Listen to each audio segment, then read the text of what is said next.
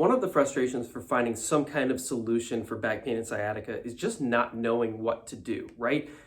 Likely, if you're watching this, you've been bounced from a lot of different specialists, or you're just trying to find information on YouTube and Google, and you just don't really understand where to even start. It seems like the pills and everything, they're not quite doing their job, and really all the conventional treatment mechanisms may not even be working for you. So the idea of this video is really a couple things. First of all, I want to show you in very simplistic terms where we have to take somebody on a journey from start to finish to make sure that they actually get some kind of sustainable solution to their back pain or sciatica. So to actually get out of it, not just treat the symptoms, but actually get out of the problem. That's what I want to go over. And then second, I want to show where some of the more conventional ways of going after back pain fall along this continuum and kind of give you an idea of why they may work for some people and not work for others, and just what kind of decisions you should be making for yourself based on this information. So that's where we're going to go into, and let's start with the continuum that I'm talking about. So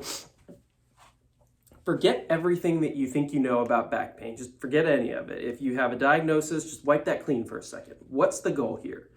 The goal here is to get a sustainable, and I keep using that word. What do I mean by that? I mean a long-term, repeatable solution to your back pain. So I'm not talking to you if you're somebody who just wants to get needled every week for the rest of your life, or manipulated for the rest of your life, and you're just good with that kind of answer. That wouldn't fall under the umbrella of solution. Solution is something that you can, once, if you're feeling back pain, you know what to do about it. You know a logical progression of things that takes you from pain to no pain to moving around life without having to worry about that pain happening to you over and over again with certain activities. So we're looking for a sustainable solution. How do we get there? Well, first, let's agree on something. Let's agree that pain changes the way we move.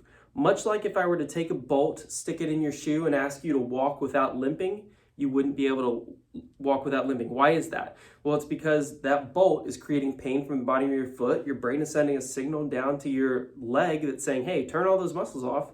I don't want to use them because I don't want to hurt myself. So pain very much will inhibit certain muscles. It will inhibit certain patterns, and it will stop the body from working appropriately. So if you've ever heard that pain kind of shuts the glutes off or shuts the abdominals off in certain scenarios, that's actually true.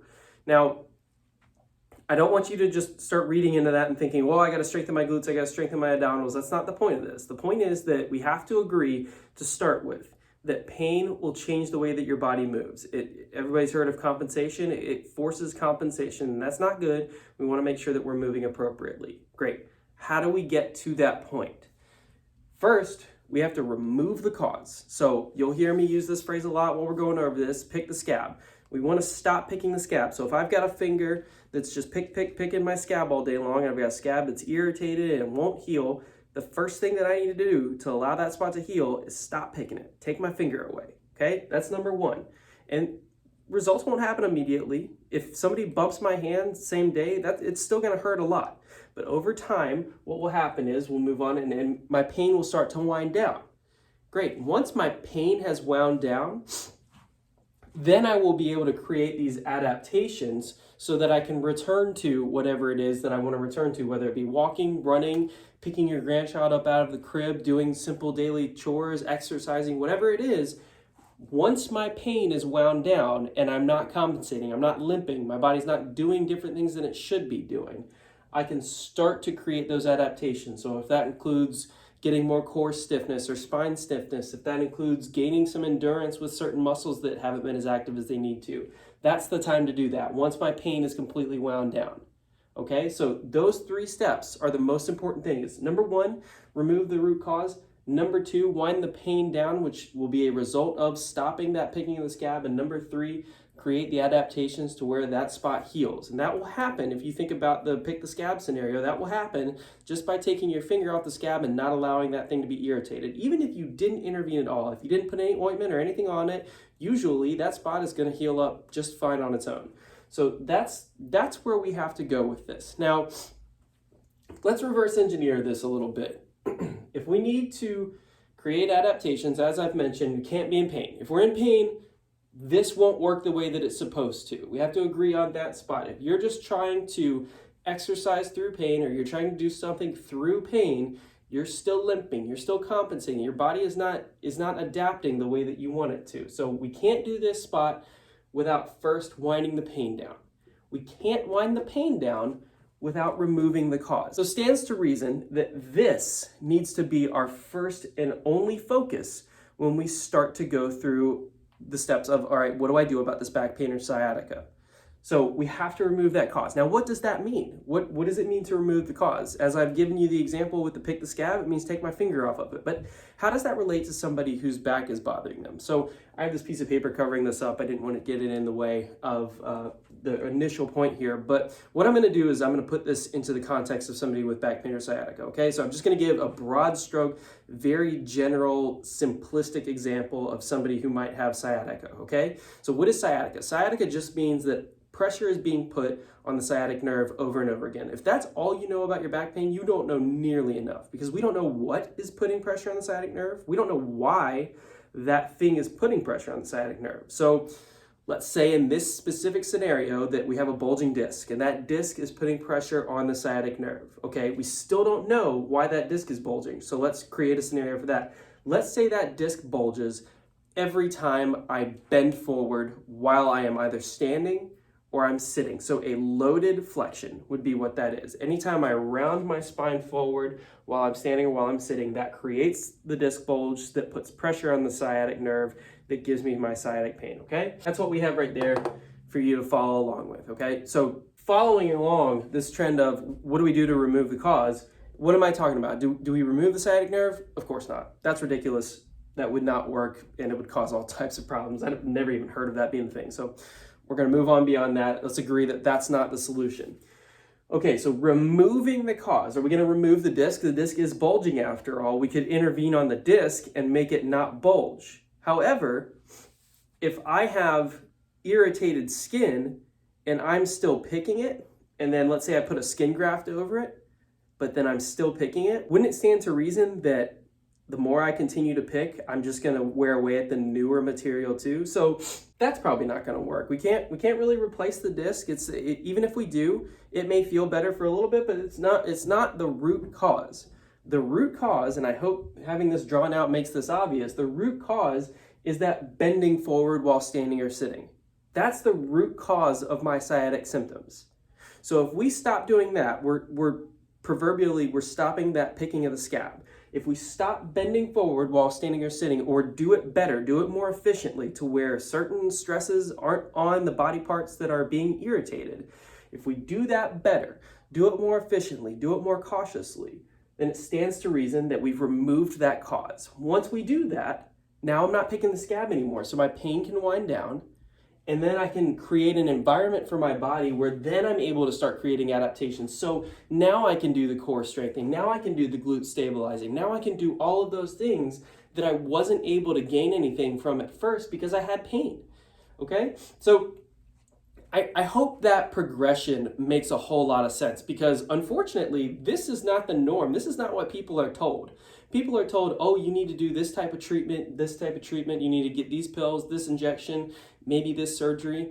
And that's what we're going to go into next. I want to show you where all of these things that we're used to being prescribed end up on this continuum. Now, remember, we're under the agreement that these things are true, that we have to remove the root cause to wind down the pain, to be able to create the adaptations, and we can't do one without first doing the other. So I hope we're still on the same page there. So let's start with passive treatments. And here's what I mean by that. Usually at some point in this progression, people end up in physical therapy, chiropractic treatment, where they're getting needling, cups, stimulation, heat and ice, manual treatments, massage, myofascial release, any kind of spinal manipulation. All of those I'm putting under the umbrella of passive treatments. It's things being done to you to calm the tissues down or to help you with the pain. So where does that fall on this continuum? Well, I just said it. It's coming here. It's trying to wind the pain down, usually. Usually it's a device made to wind your pain down to make you feel better so that you can do all this stuff and continue on. Great, right? Except for the fact that this is not removing my root cause. So even if I'm making this area feel better, maybe I put an ointment on this scab right here, but I'm still picking it. That ointment wears off, and most of you have met somebody, or maybe even yourself, who have done these things and it feels good while you're doing them, it feels good after you do them, best case scenario, but eventually that wears off and we're back in pain. Well, that's why. It's because it's not removing any kind of root cause. It's not removing the picking of the scab. It's just winding down your pain. Now, for some people, they've been in pain for so little time, or the mechanism is so small and insignificant that they can get away with this. And that's why so many people have had success. That's why these things can be helpful for very minimal issues. And before I get too much further, I'm not discounting any of the things on this list right here. They absolutely all have their place in medicine. And I use some of these things myself when I need to wind somebody down out of pain. So that is important. I don't want you to think that these things are all useless. I'm showing you where they end up on this continuum. And if you're hoping to get some kind of sustainable solution to your back issue, I think you'll agree with me that really we need to chase the stuff that removes that root cause, more specifically this right here. So again, these things kind of cut out the removing cause part. They go straight to winding down the pain. I think we can agree on that. Let's move on. Pain pills. Kind of speaks for itself. Really, we're just, again, trying to wind down the pain. These do nothing to remove the cause. If you take a pain pill, it does not at all stop you from bending forward while you're standing or sitting. It does nothing to do that. Same with injections. And I really don't care which injection we're talking about. There's a lot of different ones and new research that comes through every day. Again, some of it is phenomenal. I'm not saying it's not. And it absolutely has its place. But if you're hoping to get some kind of sustainable solution, and one of the first things, second things, third things that you go to before ever trying to remove the cause is get an injection, we're still picking the scab. You know, put some kind of analgesic cream or put some kind of painkiller on top of that scab and continue to pick it. We're still, that mechanism of injury is still there. Giving it an injection is not going to change that fact. Okay, so that's another reason. You know, surgery gets a little bit closer. Obviously, it's a lot more invasive, but surgery gets a little bit closer to removing the cause, but it's still a little bit more in line with trying to take that disc out. And I feel like I already went over why that may not work, because it still does not take away the mechanism, but I would say that's as close to that solution as surgery can get you. It removes more of a result of the cause, not so much the cause, right? Sciatica is not a cause. Sciatica is a result. A bulging disc is not a cause. A bulging disc is a result of repeated bending with forward flexion and all that stuff. So it's still a symptom. It's still a cause. We're only treating symptoms with all of this. At no point so far have we treated a root cause. Now, stretches and exercises. Being a physical therapist, a lot of people come in here expecting me to give them some kind of stretches and exercises to get out of their pain. I think that cuts past winding down pain and it goes straight to trying to create adaptations to return to your activity. That's like adding kerosene to a fire. If you have pain, we've already gone over how that's not going to help you out at all if you've got pain going on. If you have some kind of mechanism, I can give you the most perfect stretches and exercises in the world for your problem. They can be completely helpful. But if you're going home and you're just picking the scab for every second that you're not doing your exercises, it's not doing us any good. And I can't tell you how many people have come in here and said, oh, it felt good while I was doing my stretches and exercises, but outside of that, it still hurt a lot. That's not a solution. Having to do the same stretches and exercises all of the time and only being pain-free in the window of time that you've been doing those, maybe a little bit before and after, that's not acceptable. That's not sustainable. We want something that will actually remove the cause, that root cause. So those are all your conventional treatment options, right? And all of us have had the same story. I've heard the same story. I went to my doctor because I had pain. I was given pills and told to rest for a little while, and then that didn't work, so I went to PT, a chiropractor, and 2 to 3 times a week for 6 weeks and did my stretches and exercises, and that didn't really seem to help. So I got MRIs and x-rays to decide where the problem was coming from, found it was a bulging disc, so I got some injections in that area to try to make the pain feel better. That didn't work, so I got told that surgery was my last option, right? We've all been there. We've all heard this before. Somebody knows somebody, if not yourself, that has been in this continuum, and now you understand why.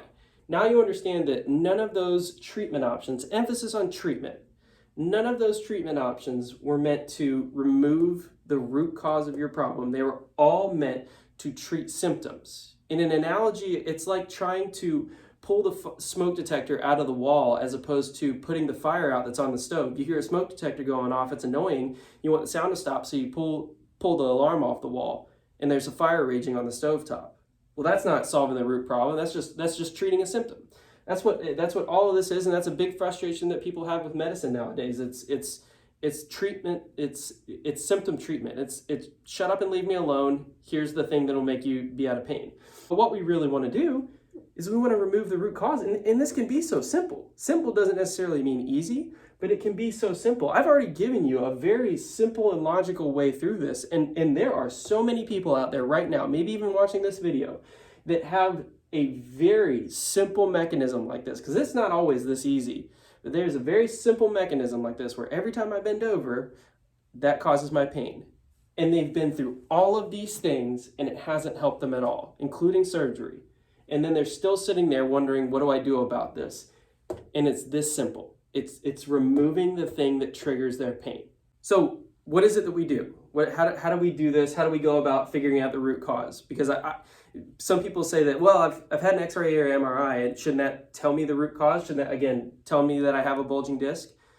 It helps. It absolutely does. I'm not saying it doesn't, but that still doesn't tell me why that creates pain. So our specialty at Shelton Movement and Performance is taking you through an assessment where we go through a very in-depth history review process with you, where we sit down, we actually listen to you for a good while. I'm saying 30, 45 minutes. If you're used to being rushed in and out of a clinic after 15 minutes, 20 minutes from a specialist and expecting answers, I don't know how anybody expects to get anything done in that amount of time. We actually take the time to sit down and talk to you and hear your whole history and understand how this affects your life and what's going on, what makes you better, what makes you worse. And then we get into movement, load probing. We try to make sure that we put your body in different postures. We go through different movements, and we actually figure out that root cause, not just from a spinal level, which is important, but we also figure it out from a movement standpoint, which is the part that gets completely missed. Full body movement. I'm not talking about only looking at your spine. I'm talking about looking at how your entire body moves, how it moves correctly, how it moves incorrectly, what's it do with certain weights in your hands, just different movements that we would do every single day that are likely picking that scab. So that's the second part of it. And then the third part is the fun part for everybody, because then we start to reverse engineer that out. I show you within that session how to remove the cause. That is the first thing that we try to do, and it's easy, it's repeatable. You get videos on how to do it afterwards. We make sure that this is taken care of. After that pain winds down, we can start doing drills and exercises and things like that. And you would get all of that within that visit. So you're gonna see all of the drills and everything that I want you doing just after figuring out how to remove that root cause. But it's impossible, in my opinion, to do that without first going through a detailed assessment on what triggers your pain and what takes your pain away. We may know a lot about your body just from an image, but we don't know that root cause from a movement perspective. So once we know that, it becomes very, very simple. Again, simple doesn't mean easy, but it becomes very simple. We remove that cause. I teach you how to move better on a daily basis. I teach you how to make sure that you're going into a position of respite that takes your pain away whenever you feel symptoms. We teach you how to manage your life and then add in the resiliency by creating some kind of adaptation with core stiffness and glute activation, whatever your body needs, once we can get that pain to wind down. And it's not an overnight process, but this is a very, very individualized and thought out process that is incredibly beneficial for people, especially if you've been dealing with back pain or sciatica for a long time.